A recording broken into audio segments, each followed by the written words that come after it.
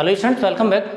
आज के इस वीडियो में हम बात करेंगे एक्सरसाइज 5.2 की। 5.2 में हमें एक फंक्शन दे रखा होगा, उस फंक्शन को हमें डेरिवेट करना है, यानी उसका डेरिवेटिव फाइंड करना है या उसका डिफरेंशिएशन फाइंड करना है। तो जब हम किसी फंक्शन को डेरिवेट करते हैं तो आप लोगों को ध्यान होगा कि इसको सिंबलाइज किया जाता है। अगर y = अगर कोई फंक्शन हमें दे रखा होता है कुछ भी xy z, तो उसको हम dy/dx लिखते हैं। रीज़न क्या है? रीज़न ये है कि ये जो फंक्शन दे रखा होता है y, वो x की फॉर्म में दे रखा होता है, यानी x की टर्म्स में दे रखा होता है। तो हमें इस y को x के रेस्पेक्ट में डिफ्रेंशिएट करना होता है। अगर बाई चांस ये जो y है वो कि t की टर्म्स में दे रखा होगा, तो उस कंडीशन में dy/dt फाइंड करते हैं। तो कहने का मतलब ये हुआ कि y को किसके रेस्पेक्ट में डेरिवेट किया जा रहा है या डिफ्रेंशिएट किया जा रहा है, तो हम उसको नीचे लिखते हैं। तो मैं समझिए थोड़ा सा टर्म समझ में आ गया होगा। इसके अलावा आप लोगों ने देखा होगा किसी बुक में जैसे कोई फंक्शन दे रखा है, y ने देकर कोई फंक्शन दे रखा है, तो इसका जो डिफरेंशिएशन होता है या डेरिवेटिव होता है उसको हम f' के नाम से लिखते हैं। किसी बुक में y' के नाम से, किसी बुक में y1 के नाम से, इस तरह से सिंबलिक फॉर्म हमें मिलती जाती हैं। इसके अलावा अगर किसी फंक्शन को दो बार डिफरेंशिएट करते हैं, यानी जिसे हम सेकंड ऑर्डर डेरिवेटिव भी बोलते हैं, ये सारे के सारे जो पढ़ेंगे हम फर्स्ट ऑर्डर डेरिवेटिव होंगे। अब जो सेकंड ऑर्डर डेरिवेटिव पढ़ेंगे उसमें इन्हीं फंक्शंस को एक बार और डिफरेंशिएट कर लिया जाता है। जैसे कि f' था, इसको f" के नाम से जाना जाता है, ये y" हो जाएगा, ये y2 के नाम से हो जाएगा। अगर हमारे पास dy/dx वाली फॉर्म दे रखी होती है तो उसमें हम जो लिखते हैं सेकंड ऑर्डर डेरिवेटिव, उसको बोलते हैं हम d2y/dx², और इस तरह से इनको रिप्रेजेंट किया जाता है। ठीक है, ये तो हो गया इसका रिप्रेजेंटेशन का तरीका। अब इसके बाद हम बात कर रहे हैं इस क्वेश्चन की। ये है हमारा पहला क्वेश्चन एक्सरसाइज 5.2 का। तो एक्सरसाइज 5.2 करने के लिए इसने जो फर्स्ट क्वेश्चन में y = sin x² + 5 ये दे रखा है। अब ये जो फंक्शन है ये कंपोजिट फंक्शन है। कंपोजिट फंक्शन क्यों है कि इसमें दो फंक्शंस का कॉम्बिनेशन उसने दे रखा है। पहला पार्ट है इसका ट्रिग्नोमेट्रिक फंक्शन, दूसरा पार्ट है इसका एल्जेब्रिक फंक्शन, है ना। अगर बाई चांस ये y = sin x दे रखा होता तो ये स्टैंडर्ड फंक्शन थी किसकी? ट्रिग्नोमेट्रिक फंक्शन की, ठीक है ना, y = sin x। लेकिन यहाँ पर बाई चांस अगर sin x न होकर sin x² होता, अब ये स्टैंडर्ड फॉर्म नहीं है बल्कि अब ये कंपोजिट फंक्शन हो गई। तो इस तरह के जो फंक्शंस होते हैं उनको डिफ्रेंशिएट करने के लिए हमें एक अलग तरीके की जरूरत पड़ती है। वो तरीका क्या है? वो है दो मेथड, एक तो है डायरेक्ट मेथड, दूसरा वाला है हमारा चेन रूल। तो चेन रूल से होता क्या है, ये जितने भी फंक्शंस का कंपोजिट फंक्शन होता है उन सारे के सारे फंक्शंस को हम सेपरेट कर लेते हैं, यानी सारे के सारे जो फंक्शंस हैं वो स्टैंडर्ड फॉर्म में कन्वर्ट हो जाते हैं, और जितने भी फंक्शंस होते हैं उन सबको हम सेपरेटली डिफ्रेंशिएट करते हैं। अब किसके अकॉर्डिंग सेपरेट करेंगे वो उस पर वेरिएबल डिपेंड करेगा। दूसरा मेथड होता है इसमें डायरेक्ट मेथड। डायरेक्ट मेथड में क्या होता है, हम डायरेक्ट उसी टर्म के रेस्पेक्ट में उसको डिफरेंशिएट करते हैं। जैसे कि x है तो x के टर्म में हम x के रेस्पेक्ट में इसको डिफरेंशिएट करेंगे, ठीक है। तो हम इस एक्सरसाइज में कुछ क्वेश्चंस ऐसे हैं जो चेन रूल से भी हो सकते हैं और डायरेक्ट मेथड से हो सकते हैं। तो उन सारे के सारे क्वेश्चंस को हम डायरेक्ट मेथड से भी सॉल्व करेंगे और चेन रूल से भी सॉल्व करेंगे। तो आइए वीडियो का पहला क्वेश्चन है उसे सॉल्व करते हैं हम। तो यहाँ पर हम देखते हैं कि ये जो sin x² + 5 है, ये कंपोजिट फंक्शन है, इसको हम दो सेपरेट फंक्शंस में कन्वर्ट कर लेते हैं। तो करते क्या हम उसके लिए, लेट t = x² + 5। हमने क्या किया, ये जो फंक्शन है उसको हमने t कन्वर्ट कर लिया, t कंसीडर कर लिया, ताकि हमें इसका y में एक स्टैंडर्ड फंक्शन मिल सके, स्टैंडर्ड फॉर्म मिल सके। जैसे ही हमने x² + 5 को t कंसीडर किया तो अब ये जो y = जो फंक्शन है वो हमें sin t की फॉर्म में मिल जाता है, ठीक है। अब डेरिवेट कैसे करते हैं, फर्स्ट क्वेश्चन में थोड़ी सी प्रॉब्लम हो रही होगी, पुरानी जो यादें हैं वो तो ताज़ा हो जाएंगी। तो इस क्वेश्चन को थोड़ा सा हम ज़्यादा एक्सप्लेन करेंगे। तो यहाँ पर होता क्या है, यहाँ टर्म t दे रखे, यहाँ दे रखा हमें x², ठीक है ना, यानी जो वेरिएबल है इधर x है और इधर है हमारे पास t। यहाँ देखते हैं तो यहाँ पे जो वेरिएबल दे रखा है वो y है और यहाँ जो दे रखा है वेरिएबल वो है t, ठीक है ना। तो इसको y को डिफ्रेंशिएट करेंगे t के रेस्पेक्टिव में, और यहाँ पर t को डिफ्रेंशिएट करेंगे x के रेस्पेक्टिव में। इन चीज़ों का हमें विशेष ध्यान रखना है। तो यहाँ पर जब t को x के रेस्पेक्ट में डिफ्रेंशिएट करेंगे तो हमें मिलेगा dt/dx, और यहाँ पर जब y को डिफ्रेंशिएट करेंगे t के रेस्पेक्ट में तो क्या करेंगे, यहाँ मिलेगा हमें dy/dt। तो दोनों को हम सॉल्व कर लेते हैं। तो यहाँ लिख लेंगे differentiating with respect to x के रेस्पेक्ट में डिफ्रेंशिएट करेंगे तो हमें मिल जाएगा dt/dx। तो ये हो जाएगा d/dx x² + 5। जब इसको डिफ्रेंशिएट करते हैं तो हमें मिलेगा 2x और इसका हो जाएगा 0। तो आंसर आ जाएगा इसका 2x। अब बात कर लेते हैं इसकी। यहाँ पर हमने देखा इसको डिफ्रेंशिएट करना पड़ेगा किसके रेस्पेक्टिव में, t के रेस्पेक्टिव में। तो ये हो जाएगा dy/, या इसमें हम लिख लेते हैं differentiating with respect to t। तो ये जाएगा हमारे पास dy/dt equals to d/dx sin t। तो इसका sin t का हो जाएगा हमारे पास cos t, या हम cos t लिख लेंगे। लेकिन हमें t चाहिए ही नहीं, तो हम करते क्या हैं, ये जो t हमें मिला है इसको रिप्लेस कर लेते हैं किससे, जिसको हमने t कंसीडर किया था। तो यहाँ पर जो cos t है इसको हम लिख सकते हैं cos x² + 5, यानी t हमने क्या कंसीडर किया था, x² + 5 को, तो हमने t को यहाँ पर रिप्लेस कर लिया x² + 5 से। इसके बाद यहाँ हमें मिला dt/dx, यहाँ मिला dy/dt, तो लेकिन हमें चाहिए था ही नहीं, तो हमें चाहिए dy/dx। तो dy/dx कैसे फाइंड करते हैं इस तरह के केस में, वो मैं आप लोगों को बता रहा हूँ। यहाँ dy ऊपर है, dx नीचे है, तो हम करते क्या है, dy वाली जो टर्म है उसे पहले ढूंढो, dy/dt यहाँ लिख लेते हैं। अब इसके बाद मिला हमें dt/dx। अगर हम इन दोनों का मल्टीप्लाई कर लें तो हमें मालूम है dt से dt कैंसिल हो जाएगा, हमें मिलेगा dy/dx। यानी ये जो टर्म मिली, ये जो टर्म मिली, दोनों का हम क्या कर लेते हैं, प्रोडक्ट फाइंड कर लेते हैं। हमें क्या मिल जाता है, dy/dx। अब dy/dt की जो वैल्यू हमारे पास है वो है cos x² + 5, और dt/dx की जो वैल्यू हमारे पास उधर की है 2x। तो इस तरह से इसका जो आंसर हमें मिल जाता है 2x × cos x² + 5, ये इसका आंसर है। तो ये तो मेथड है हमारा चेन रूल का। अब जो दूसरा मेथड है जिसे हम डायरेक्ट मेथड कहते हैं, वो उसको सॉल्व करने जा रहा हूँ, आप लोग ज़रा ध्यान से देखिएगा। तो हमें जो मिलेगा फंक्शन तो वही है, उसी फंक्शन को हमें डेरिवेट करना है, डिफ्रेंशिएट करना है। तो सबसे पहले हम क्या करते हैं, यहाँ पर ये देखते हैं ये दो फंक्शंस का कंपोजिट फंक्शन है। तो इसका मतलब ये हुआ कि हमें पहले साइन को डिफ्रेंशिएट करना पड़ेगा, उसके बाद में फिर x² + 5 को डिफ्रेंशिएट करना पड़ेगा। तो यहाँ देख लेते हैं, यहाँ लिखेंगे direct differentiating with respect to x के रेस्पेक्ट में इसको डायरेक्ट हम डिफ्रेंशिएट करेंगे। तो हमें मिल जाएगा इधर dy/dx। तो dy/dx हमें मिलेगा sin x² + 5, ठीक है। सबसे पहले हम साइन को डिफ्रेंशिएट करेंगे, तो जब साइन को करते हैं तो इस पर कोई भी फर्क नहीं पड़ेगा, यानी सिर्फ एक ही फंक्शन को हम डिफ्रेंशिएट करते हैं एक बार में। यहाँ पर साइन को करेंगे लेकिन इसको नहीं करेंगे। तो साइन को डिफ्रेंशिएट करेंगे तो इसका हो जाएगा कॉस, तो यहाँ हो जाएगा कॉस, इस पर कोई फर्क नहीं पड़ेगा, तो ये हो जाएगा x² + 5। इसके बाद साइन का कर लिया, उसके बाद दूसरा फंक्शन हमारे पास x² + 5 है, तो अब इसको डिफ्रेंशिएट करेंगे। तो ये हो जाएगा d/dx x² + 5।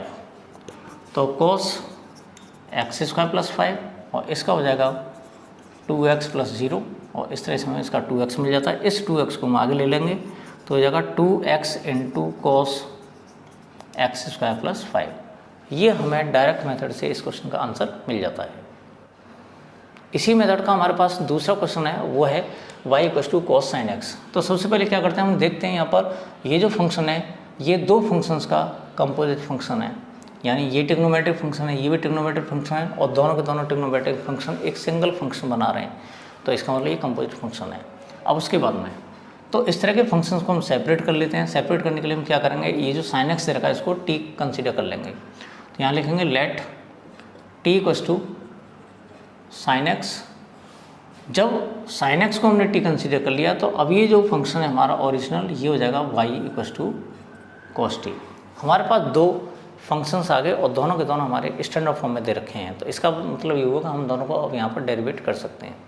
तो इसको डेरिवेट करेंगे t को x के रेस्पेक्टिव में, y को करेंगे t के रेस्पेक्टिव में।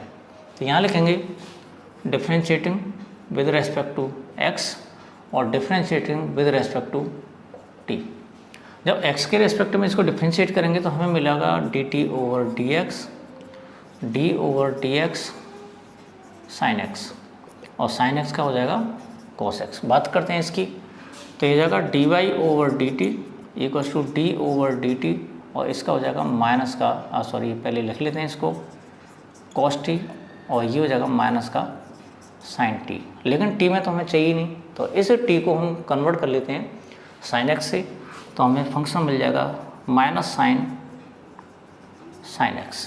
ठीक है, हमें फाइंड क्या करना है, फाइंड करना है dy ओवर dx। तो तरीका क्या रहेगा, वही पुराना वाला dy over dt into dt over dx। तो dy ओवर dt हमें दे रखा है माइनस का साइन इंटू साइन x, और dt ओवर dx की वैल्यू हमारे पास ये रही, ये जाएगी cos x। यही हमारा आंसर है। ये मेथड है हमारा चेन रूल का। अब बात कर लेते हैं हम डायरेक्ट मेथड की। तो डायरेक्ट मेथड में क्या करेंगे, direct differentiating with respect to x, x के रेस्पेक्ट में इसको डिफ्रेंशिएट कर लेते हैं। तो ये मिल जाएगा हमें dy over dx equals to d over dx cos sin x, ये हो जाएगा। तो हमें मालूम है कि इसमें दो फंक्शंस दे रखे हैं, पहला cos दे रखा है, उसके बाद sin x दे रखा है। तो हम क्या करेंगे, पहले cos का करेंगे, उसके बाद फिर sin का करेंगे, क्योंकि कंपोजिट फंक्शन है। तो सबसे पहले इस cos का करेंगे तो हमें मिलेगा माइनस का sin, और इस पर कोई फर्क नहीं पड़ेगा, ये हो जाएगा sin x। इसके बाद अब करेंगे sin x का, तो यहाँ लिखेंगे d over dx sin x। तो माइनस का sin x इंटू अब sin x का हो जाएगा cos x। ये जो आंसर है हमारा, ये है डायरेक्ट मेथड से। तो मैं समझता हूँ आप लोगों के दोनों मेथड आराम से समझ आगे होंगे। हमारा जो थर्ड क्वेश्चन है वो है y equals to sine A x plus b. अब इसको भी हमें उसी फॉर्म में कन्वर्ट करना है। ये जो फंक्शन दे रखा है, ये दो फंक्शंस का कंपोजिट फंक्शन है, ये ट्रिग्नोमेट्रिक फंक्शन है, ये हमारा एल्जेब्रिक फंक्शन है। तो दोनों को हम सेपरेट कर लेते हैं, और सेपरेट कैसे करते हैं बताया था मैंने। Let t equals to a x plus b, हमने इसको ए एक्स प्लस बी किया, तो यहाँ पर जो y है वो साइन t की फॉर्म में कन्वर्ट हो जाएगा। इसको करेंगे हम x के रेस्पेक्ट में, इसको करेंगे t के रेस्पेक्ट में। तो यहाँ लिखेंगे differentiating with respect to t, यहाँ पर differentiating with respect to t, यहाँ differentiating with respect to x, इसको x के रेस्पेक्ट में डिफ्रेंशिएट करेंगे। तो यहाँ पर ये हमें मिलेगा dt ओवर dx और d over dx ax plus b। तो हमें मालूम है ये कोफिशिएंट है x का, ये तो a हो जाएगा, x का हो जाएगा 1 और इसका हो जाएगा 0। तो आंसर मिलेगा हमें इसका a। इधर जब हम इसको डिफ्रेंशिएट करते हैं तो ये जाएगा dy ओवर dt, और ये मिलेगा d over dt into sine t, और ये जगह हमारा cos t। अब ये जो t था हम इसको फिर एक बार और चेंज कर लेते हैं। तो ये जाएगा cos ax प्लस बी, क्योंकि हमने t को ax प्लस बी कंसिडर किया था। इसके बाद हमें चाहिए dy ओवर dx। तो इसे करने के लिए हम क्या करते हैं, dy over dt into dt over dx, इनकी वैल्यूज पुट कर लेते हैं। तो dy ओवर dt हमारे पास ये रहा cos ax plus B into dt over dx, हमारे पास a दे रखा है, तो ये हो जाएगा a into cos ax plus b. अब इसके बाद में अगर इसे हम डायरेक्ट मेथड से सॉल्व करना है तो डायरेक्ट मेथड हम यहीं अप्लाई कर सकते हैं। y equals to sine A x plus b हो जाएगा, differentiating with respect to x, x के रेस्पेक्ट जो इसको डिफ्रेंशिएट करेंगे तो हो जाएगा dy over dx equals to d over dx sine A x plus b. क्या करना है हमें, पहले साइन को करना है, उसके बाद में फिर इसे करना है। तो ये हो जाएगा साइन का हो जाएगा cos, हमें मालूम जब इसका करते हैं तो इस पर कोई फर्क नहीं पड़ेगा, ये हो जाएगा A x plus B into D over D X A x plus B. तो ये जाएगा cos A x plus B into, और ए एक्स प्लस बी का हो जाएगा a इंटू 1 प्लस 0, यानी आंसर आ जाएगा हमारे पास a into cos A x plus b, ये इसका आंसर हो जाएगा। अब हम बात कर लेते हैं क्वेश्चन नंबर 4 की। क्वेश्चन नंबर 4 भी हमारे पास ये कंपोजिट फंक्शन दे रखा है। अब इसमें 3 फंक्शन दे रखे हैं। पहला सेक दे रखा है, फिर टेन दे रखा है, उसके बाद में रूट एक्स दे रखा है। तो हम क्या करते हैं, इन तीनों फंक्शंस को हम सेपरेट करने की कोशिश करेंगे। तो सबसे पहला हमारा काम क्या होता है, वाई को सेपरेट करते हैं और ये जो टेन अंडर रूट एक्स है इसको हम टी कंसीडर करेंगे।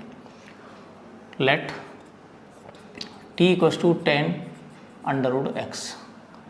ठीक है, जब हमने टेन अंडर रूट एक्स को टी कंसीडर किया तो हमें यहाँ पे मिला y equals to sec t. ये तो हमारा स्टैंडर्ड फॉर्म में कन्वर्ट हो गया। लेकिन जब हम इसको दोबारा देखते हैं तो हमें मालूम पड़ा कि ये टेन एक्स होता तो ये स्टैंडर्ड फॉर्म होती है, लेकिन अब ये टेन एक्स नहीं है बल्कि टेन अंडर रूट एक्स है। ये भी दो फंक्शंस का कंपोजिट फंक्शन है। तो अब हम फिर इन दोनों को सेपरेट करेंगे। उसके लिए क्या करेंगे, दोबारा लेट करेंगे, let S equals to under root x. तो S equals to under root X हो जाएगा। तो यहाँ पर अब टी की जो शक्ल है कुछ अलग बदल जाएगी और वो क्या हो जाएगा, इसको हम यहाँ पर लिख सकते हैं चाहें तो, या पर यहाँ लिख लेंगे, कोई दिक्कत वाली बात नहीं है। तो जब s equals to under root x है तो टी की जो वैल्यू है वो हो जाएगी टेन एस। अब हमारे पास तीन फंक्शंस हो गए, एक तो ये हो गया, एक ये हो गया और एक हो गया ये। और तीनों के तीनों जो फंक्शंस हैं वो स्टैंडर्ड फॉर्म में दे रखे हैं। सबसे पहले हम इसको डिफरेंशिएट करते हैं। तो जब इसको डिफरेंशिएट करेंगे ये टी के रेस्पेक्ट में होगा। जब टी के रेस्पेक्ट में होगा तो इसको हम लिखेंगे d Y over D T. तो ये हो जाएगा d Y over D t equals to d over D t sec t. तो इसका हो जाएगा सेक टी टेन टी, ये हो जाएगा। लेकिन हमें ध्यान है ये जो टी दे रखा है हमें इसको किस में कन्वर्ट करना है, टेन अंडर रूट एक्स में। चलो इसे बाद में कर लेंगे, यहाँ स्पेस थोड़ा सा कम पड़ रहा है। अब बात करते हैं इसकी, T equals to ten S है, T equals to ten S दे रखा है। तो इसको हम डिफ्रेंशिएट करेंगे टी को एस के रेस्पेक्टिव में। तो ये हो जाएगा हमारे पास D T over D S equals to, और टेन का होता है सेक स्क्वायर एस, ये हो जाएगा। बात करते हैं हम इसकी, ये हमारे पास दे रखा है s equals to under root x. यहाँ पर एस को डिफ्रेंशिएट करेंगे किसके रेस्पेक्टिव में, एक्स के रेस्पेक्टिव में। तो ये हो जाएगा D S over D x equals to d over D x under root x. तो ये हो जाएगा 1/2 अंडर रूट एक्स। ये हमारे पास तीनों के तीनों जो फंक्शंस हैं वो डेरिवेट हो चुके हैं। अब इनको कंबाइन करके हम बनाएंगे d Y over D x. अब कैसे बनाते हैं वो ज़रा देख लीजिएगा। D Y over D x find करना है। सबसे पहले वाई वाली टर्म ढूंढेंगे। वाई वाली टर्म में हमारे पास D Y over D T. तो यहाँ लिखेंगे हम D Y over D T, क्योंकि टी पे रुका हुआ है तो हम टी वाली टर्म को ढूंढेंगे। वो हमारे पास ये है, ये है इनको लिखने का तरीका।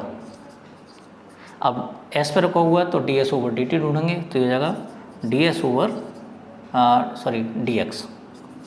तो D S over D X हो जाएगा। अब हम जरा देखते हैं कि डी टी से डी टी कैंसिल हो सकता है, डी एस से डी एस कैंसिल हो सकता है। हमारे पास जो बचेगा वो D Y over D X बचेगा, जो हमें चाहिए था। वैल्यूज पुट कर लेते हैं इनकी। तो जो वैल्यू है हमारे पास डी ओवर डी टी की वो है sec T tan T, sec T tan T.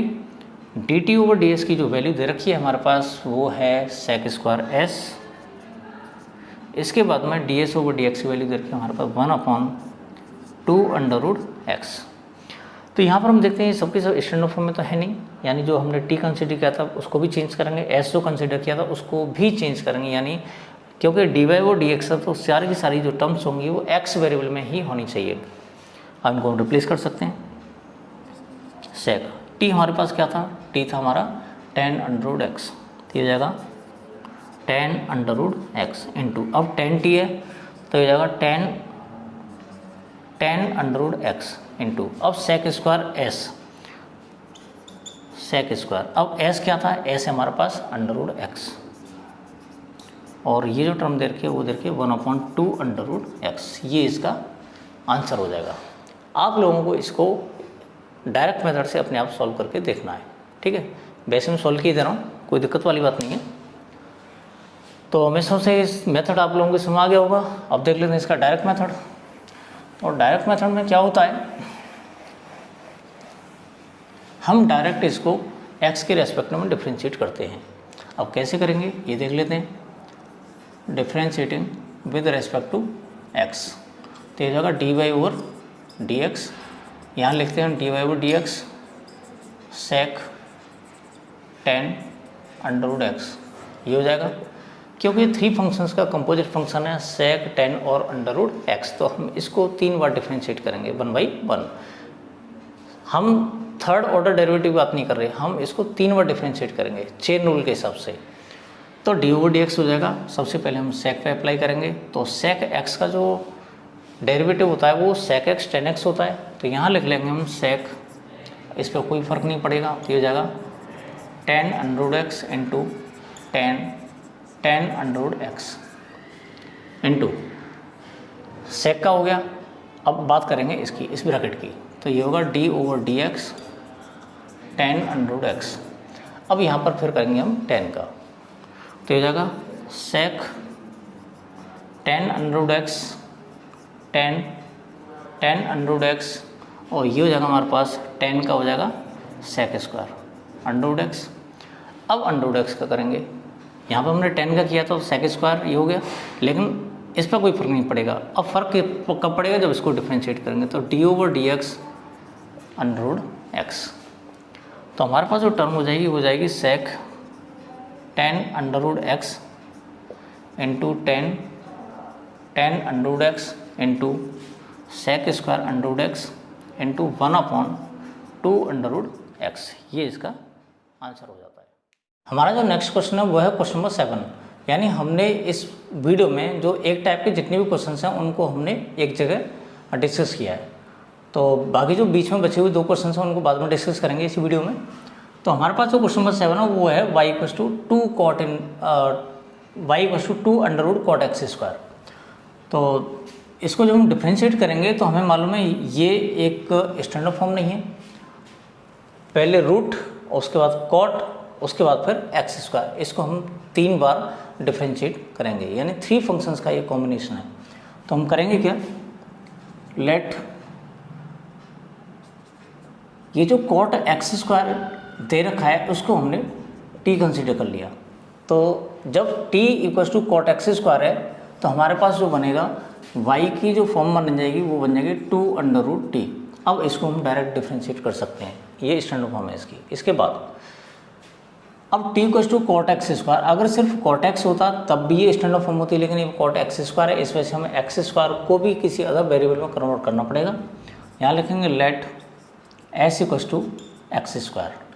अब हमारे पास जो t की फॉर्म बनेगी वो बन जाएगी t = कॉट s। तो इस तरह से हमें 3 फंक्शंस की स्टैंडर्ड फॉर्म मिल जाती है। अब तीनों को हम डेरिवेट करेंगे, तो यहाँ dy/dt फाइंड होगा, इसमें dt/ds हो जाएगा और इसमें हो जाएगा ds/dx।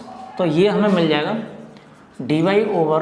dy/dt करेंगे तो 2 इंटू, अब रूट t का जो होता है 1/2 अंडर रूट t होता है, 2 से 2 कैंसिल हो जाएगा, 1/अंडर रूट t, इसका ही हो जाएगा।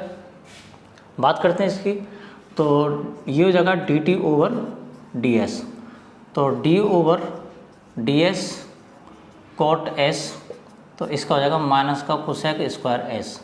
अब बात कर लेते हैं इसकी s की, तो ds/dx हो जाएगा d/dx एक्स स्क्वायर, तो इसको डिफ्रेंशिएट करेंगे तो हमें मिल जाता है 2x, यानी हमें dy/dt मिल गया, ds/dx मिल गया, इधर dt/ds भी मिल गया, हमें फाइंड करना है dy/dx।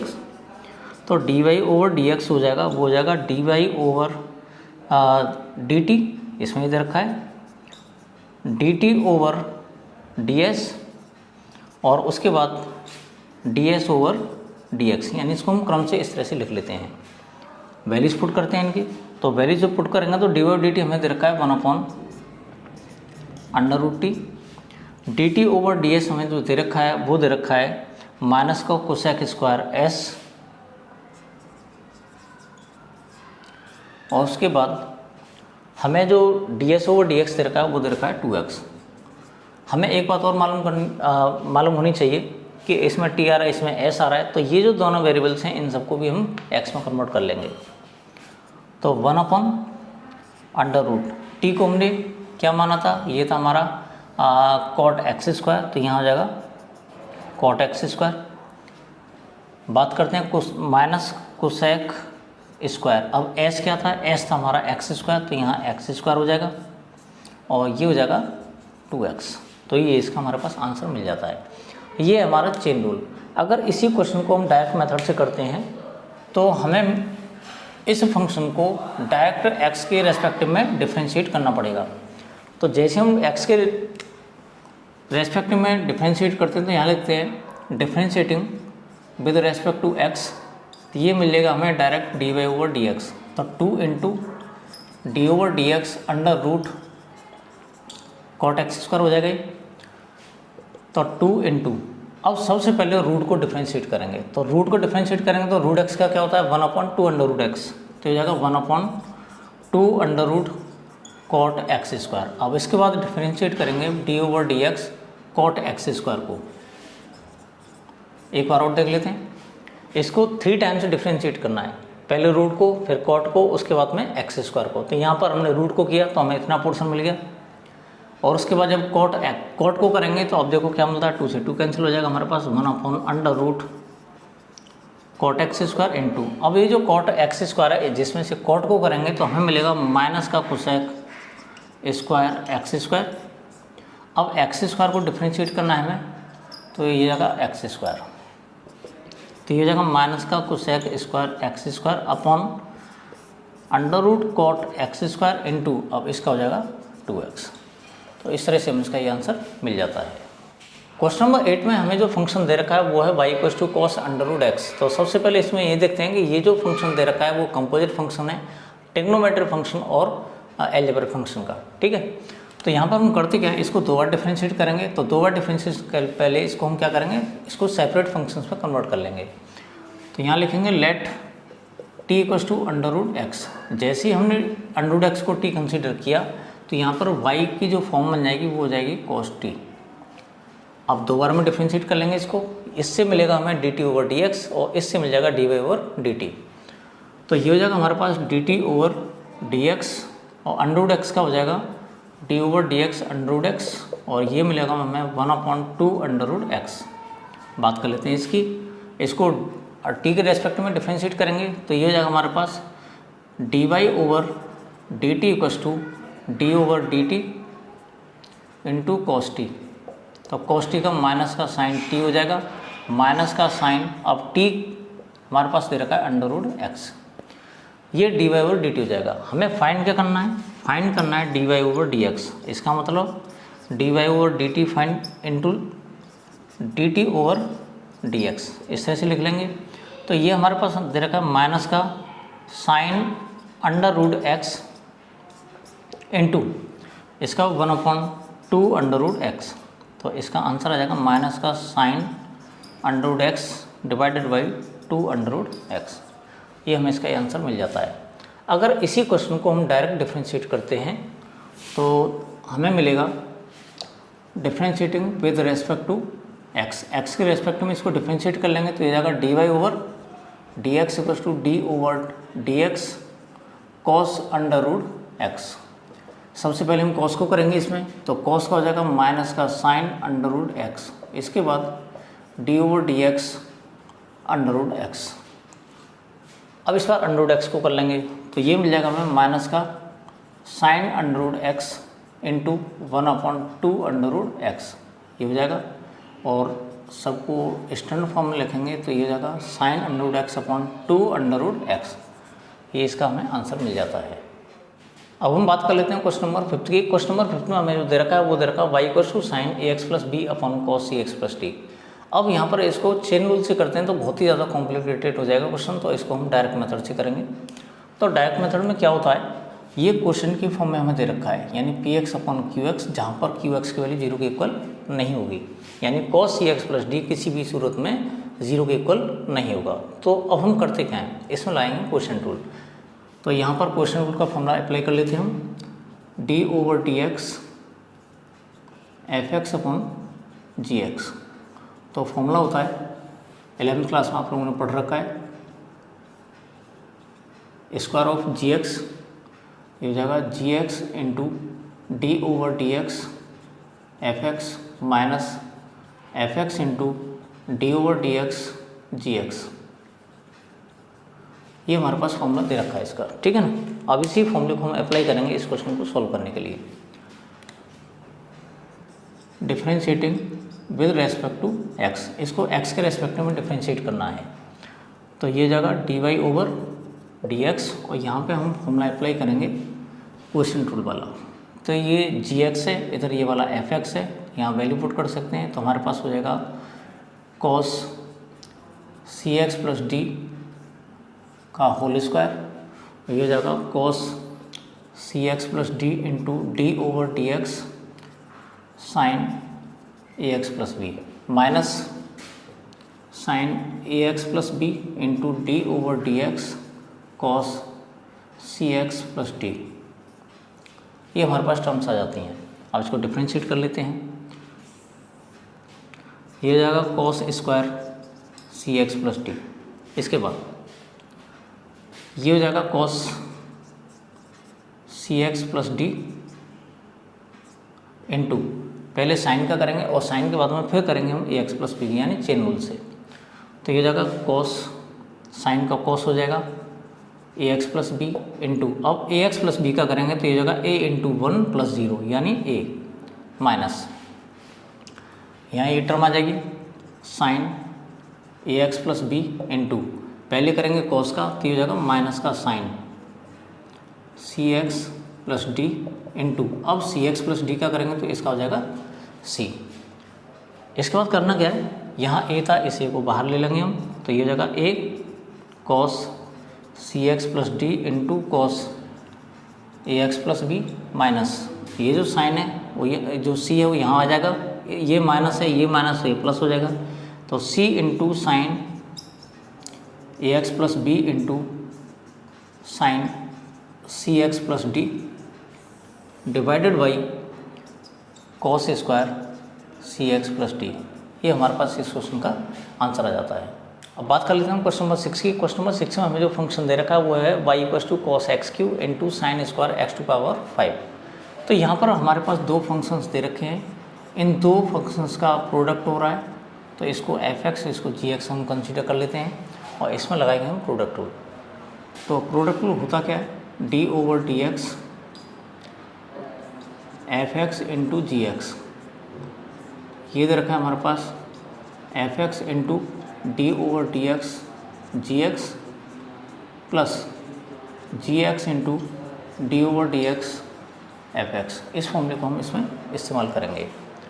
तो यहाँ D Y over D X मिलेगा हमें cos x Q into D over D X sign square X की power 5 plus sine square X की power 5 into D over D x cos x Q.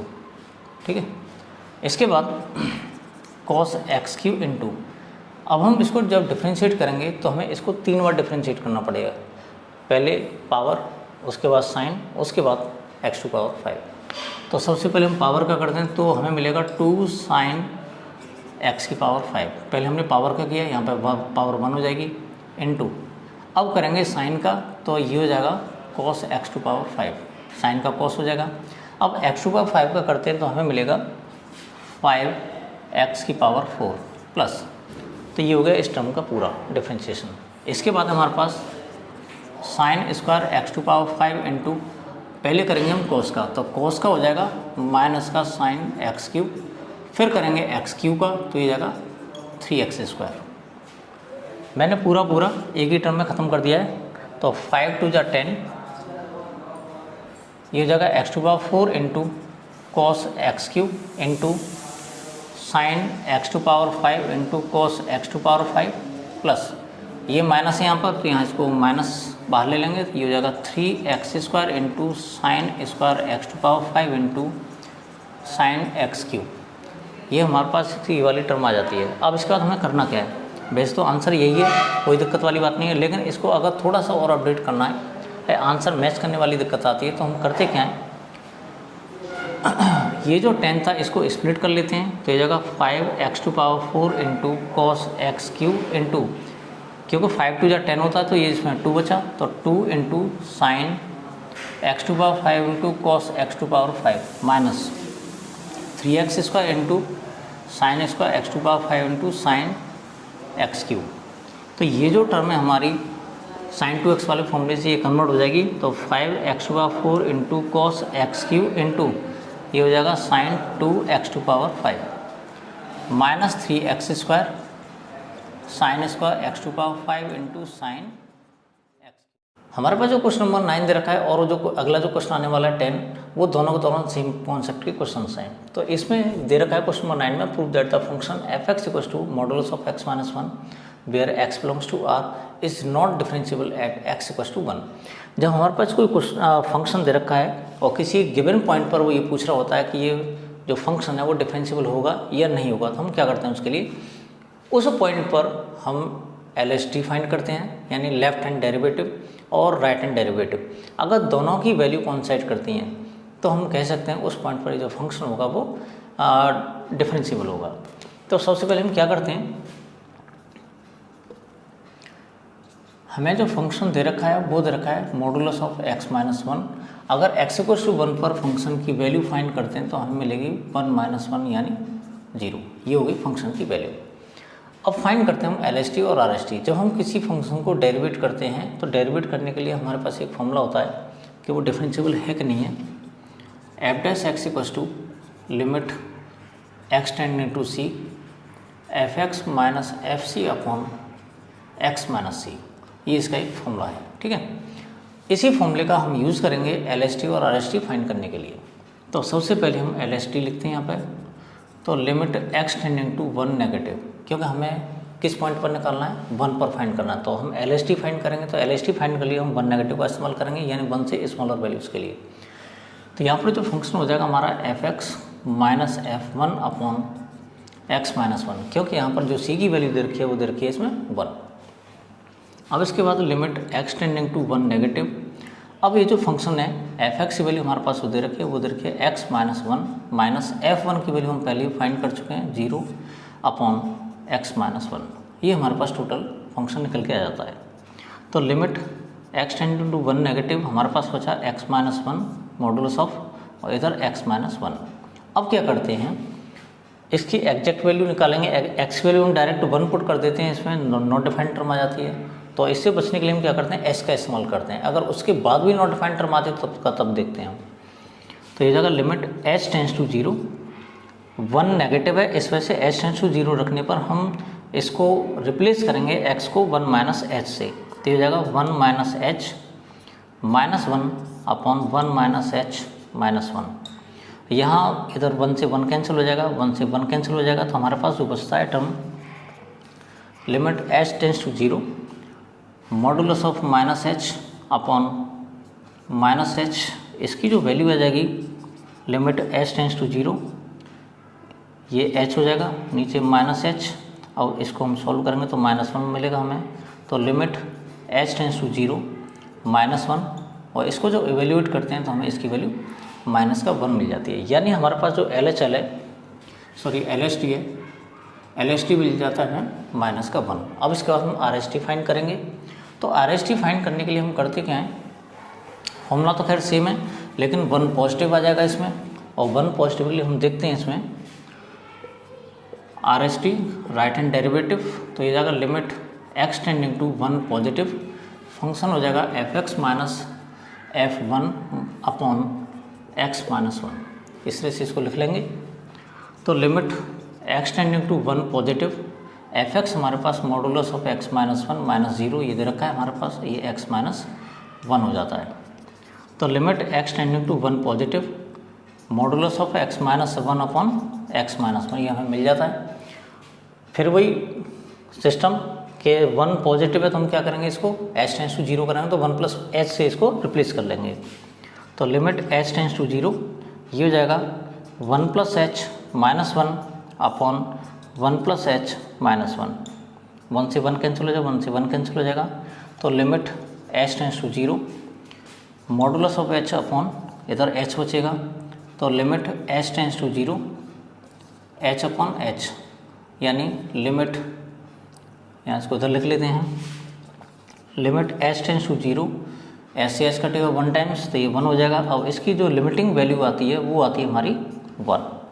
तो हमने एक बात नोटिस की, यहाँ पे LHT की वैल्यू -1 है, RHT की वैल्यू 1 है, तो यहाँ पे लिखेंगे since L S T not equal to R S T, it implies at x equal to 1 f is not differentiable, यानी फंक्शन जो होगा वो x इक्वल टू 1 पर डिफरेंशिएबल नहीं होगा।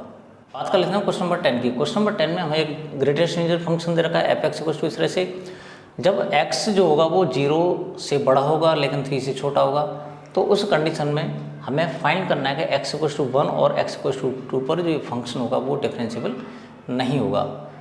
जो हमने पिछले क्वेश्चन में फॉर्मूला अप्लाई किया था वही फॉर्मूला इसमें अप्लाई करेंगे। तो इससे पहले सबसे पहले आप इसको ये जो ग्रेटेस्ट इंटीजर फंक्शन दे रखा है इसकी कुछ प्रॉपर्टीज़ के बारे में आप समझ लीजिएगा। When x belongs to integer, जब x कोई इंटीजर होता है तो उस कंडीशन में होता क्या है, इसकी वैल्यू x की इक्वल होती है, ठीक है। When x does not belong to integer, जब x इंटीजर नहीं होता। अब x इंटीजर कब नहीं होगा, हम उस इंटीजर में से कोई माइनस नंबर या तो माइनस कर देंगे या माइनस नंबर उसमें ऐड कर लेंगे। जैसे x प्लस एच है तो इसकी जो वैल्यू होगी वो x की इक्वल होगी, और x माइनस एच है इसकी वैल्यू जो होगी वो x माइनस 1 की इक्वल होगी। ये इसके में ग्रेटेस्ट इंटीजर फंक्शन की प्रॉपर्टीज होती हैं। ग्राफ वगैरह के लिए हमने एक डेडिकेटेड वीडियो बना रखा है क्लास 11th के लिए, आप लोग इसको वहाँ से देख सकते हैं। तो इन प्रॉपर्टीज़ का हमें इस फंक्शन में इस्तेमाल करना है। अब बात कर लेते हैं इसके सॉल्यूशन की। तो सॉल्यूशन में एट एक्स इक्वल टू 1, यानी सबसे पहले हम पॉइंट 1 पर इसकी डिफरेंशिएबिलिटी फाइंड करना चाह रहे हैं। तो डिफरेंशिएबिलिटी के लिए हम एल एस टी फाइंड करेंगे। हमारे पास फॉर्मूला वही है, limit X tending to 1 negative और F X minus F 1 upon X minus 1, ठीक है ना, ये फॉर्मूला है। तो इसके लिए हमें एफ एक्स की जरूरत पड़ेगी, एफ 1 की जरूरत पड़ेगी। तो सबसे पहले हम एफ एक्स और एफ 1 फाइंड कर लेते हैं इसका। तो एफ एक्स ऑलरेडी हमारे पास दे रखा है एक्स, और इसकी वैल्यू एक्स हो जाएगी। उसके अलावा अगर हम f1 की वैल्यू फाइंड करते हैं तो इसको x न लिख के सिर्फ इसको ऐसे ही रहने देंगे। f1 की वैल्यू फाइंड कर देंगे तो ये हो जाएगा हमारा 1, क्यों हमें अभी नहीं मालूम कि x जो दे रखा है वो इंटीजर है कि नहीं है, उसके बाद बात करेंगे हम। तो यहाँ वैल्यूज पुट कर लेते हैं, limit x tending to 1 negative, और फंक्शन हमारे पास इस तरह से दे रखा है f1 की वैल्यू। अगर हम इसमें वैल्यू पुट करते हैं तो ये 1 दे रखी है, हमारे पास ये हो जाएगा x माइनस का 1। अब हमें जो दे रखा है वो x1 नेगेटिव है, तो 1 नेगेटिव को जब हम रिप्लेस करते हैं s से तो यहाँ पर हो जाएगा 1 माइनस का h। तो ये हो जाएगा लिमिट h टेंस टू 0, ये हो जाएगा 1 minus h minus 1 upon 1 minus h minus 1। जब उसको सिंप्लीफाई करते हैं तो इसकी वैल्यू मैंने क्या बताई थी, 1 माइनस h है। तो इंटीजर जो दे रखा है 1 है, 1 में से अगर हम कुछ माइनस कर लेते हैं तो उससे स्मॉलर इंटीजर मिलता है। तो 1 से स्मॉलर जो इंटीजर है वो मिलेगा हमें 0, माइनस अपन 1 से 1 कैंसिल हो जाएगा, तो हमारे पास बचेगा माइनस का h। इस माइनस से माइनस कैंसिल हो जाएगा, तो limit h tends to 0 1 upon h। अगर h को हम 0 रखते हैं इसमें तो ये 1 अपॉन 0, तो ये हमें टर्म मिल जाती है नॉट डिफाइंड, यानी एल एस टी की जो वैल्यू हो गई हमारे पास वो मिली हमें not defined. L S T ये हो जाएगा नॉट डिफाइंड टर्म मिलेगी। इसके बाद बात करते हैं हम इसके आर एस टी की। तो आर एस टी में जो फॉर्मूला होता है वो सेम होता है, बस ये कि एक्स टेंस टू ये चेंज हो जाएगा इसमें, और उसके अलावा यहाँ पर लिख दें हम आर एस टी। तो यहाँ हो जाएगा आर एस टी और ये 1 पॉजिटिव हो जाएगा, फंक्शन हमारे पास सेम रहेगा। तो limit x tends to 1 positive, function हमारे पास इस तरह से दे रखा है, इसकी वैल्यू 1 है और ये हो जाएगा एक्स माइनस 1, यानी सेम प्रोसीजर हमारा, कोई ज़्यादा दिक्कत वाली बात नहीं है। अब यहाँ पर हम क्या करेंगे, लिमिट को एक्सचेंज कर लेंगे। तो लिमिट जब चेंज हो जाएगी, लिमिट h टेंस टू 0, तो हमें मिलेगा ये 1 प्लस h। 1 पॉजिटिव है तो इसको हम 1 प्लस h से रिप्लेस कर लेंगे। Minus 1 upon 1 plus h minus 1, इस तरह से लेगा, 1 से 1 कैंसिल हो जाएगा। तो लिमिट h टेंस टू 0 ये दे रखा है, तो 1 प्लस h की जो ग्रेटेस्ट इंटीजर वैल्यू होगी वो 1 हो जाएगी, माइनस 1 अपॉन h। तो लिमिट h टेंस टू 0, ऊपर 0 बचता है, नीचे h। जब इसको हम सिंप्लीफाई करेंगे तो लिमिट h टेंस टू 0, 0 को h से डिवाइड करेंगे तो हमारे पास वो मिलेगा, वो 0 मिल जाएगा, और इसकी all over value, limiting value जो मिलेगी वो हमें 0 मिल जाएगी। तो हमने एक बात नोटिस की कि एल एस टी की जो वैल्यू वो है नॉट डिफाइंड, और यहाँ पर आर एस टी की जो वैल्यू है वो आ रही है 0। तो यहाँ पर लिखेंगे since L S T not equal to R S T, it implies at x equal to 1 f is not differentiable, यानी जो फंक्शन होगा वो डिफरेंशिएबल नहीं होगा। जिस तरह से हमने x इक्वल टू 1 पर फाइंड किया उसी तरह से आप लोगों को x इक्वल टू 2 पर भी ये डिफरेंशिएबिलिटी चेक करनी है। अब कैसे करेंगे वो हम देख लेते हैं। तो यहाँ पर सबसे पहले हम क्या करेंगे, x इक्वल टू 1 देखेंगे, इसको हटा लेते हैं यहाँ से।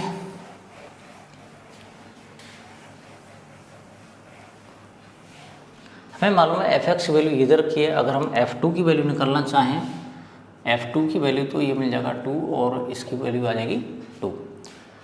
LHD फाइंड कर लेते हैं एट x इक्वल टू 2 पर। तो LHD ये हो जाएगा limit x tending to 2 negative fx minus f2 upon x minus 2। Formula में 9th वाले क्वेश्चन में बता चुका हूँ। फॉर्मूला में वैल्यू पुट करना आप लोगों को आगे होगी। तो limit x tending to 2 negative fx की वैल्यू हमें पास ये दे रखी है और f2 की वैल्यू 2 दे रखी है। यहाँ पर हो जाएगा x माइनस का 2। ये हमें फंक्शन इस फॉर्म में मिल जाता है। अब क्या करेंगे, लिमिट चेंज करेंगे इसकी। तो हो जाएगा लिमिट h टेंस टू 0 और ये हो जाएगा हमारा 2 minus h minus 2 upon 2 minus h minus 2। 2 से 2 कैंसिल हो जाएगा। तो लिमिट h टेंस टू 0, जब इसको सिंप्लीफाई करेंगे तो 2 माइनस h है, तो ग्रेटेस्ट इंटीजर फंक्शन की जो वैल्यू निकलेगी वो निकलेगी 1। 1 माइनस 2 अपॉन माइनस h, इसकी जो वैल्यू हो जाएगी लिमिट h टेंस टू 0, यहाँ मिलेगी हमें माइनस का 1 अपॉन माइनस का h, माइनस से माइनस कैंसिल। तो limit h tends to 0 1 upon h, और जब इसको हम सिंप्लीफाई करते हैं तो h टेंस टू 0 हो जाएगा। तो h की वैल्यू जैसे ही 0 पुट करेंगे तो हमें जो टर्म मिल जाएगी वो मिल जाएगी नॉट डिफाइंड। तो कहने का मतलब ये होगा कि LHD इसमें भी हमारी क्या आ रही है, नॉट डिफाइंड आ रही है। बात कर लेते हैं इसके RHD की। तो RHD में हमें जो दे रखा है वो इस तरह से होगा, यहाँ पर 2 पॉजिटिव हो जाएगा, फंक्शन हमारे पास यही रहेगा, RHD 2 पॉजिटिव हो जाएगा। तो ये हो जाएगा limit x tending to 2 positive, function की वैल्यू हमारे पास इस तरह से ये दे रखी है माइनस का 2 अपॉन x माइनस का 2, ये आ गया। अब x को इसमें 2 पॉजिटिव को हम रिप्लेस करेंगे तो ये हो जाएगा लिमिट h टेंस टू 0, ये हो जाएगा तुम्हारा 2 plus h minus 2 upon 2 plus h minus 2, ये आ जाएगा। तो यहाँ पर हम देखते हैं तो लिमिट h टेंस टू 0, इसकी जो वैल्यू होगी वो 2 हो जाएगी क्योंकि 2 प्लस h है, माइनस का 2 अपॉन 2 से 2 कैंसिल हो जाएगा अपॉन h। तो लिमिट h टेंस टू 0, ऊपर 0 नीचे h, तो limit h tends to 0, 0 upon h ये 0 हो जाएगा। अब इसकी जो लिमिटिंग वैल्यू होगी वो हो जाएगी 0। सेम कंडीशन जो हमारे फर्स्ट वाले पार्ट में हुई थी, इसकी LHD की जो वैल्यू है वो नॉट डिफाइंड है, इसमें RHD की जो वैल्यू है वो 0 है। तो यहाँ लिख देंगे हम since LHD not equal to RHD it implies at x equal to 2 f is not differentiable, यानी फंक्शन जो होगा वो डिफरेंशिएबल नहीं होगा। तो मैं समझता हूँ आज जो हमने एक्सरसाइज कराई है वो उसके सारे क्वेश्चंस आप लोगों के समझ में आगे होंगे। अगर किसी क्वेश्चन में दिक्कत होती है आप कमेंट बॉक्स में आकर बताइएगा, मैं उन क्वेश्चंस को फिर दोबारा सॉल्व करने के लिए एक नया वीडियो फिर बनाऊँगा। मिलते हैं नेक्स्ट वीडियो में नेक्स्ट टॉपिक के साथ।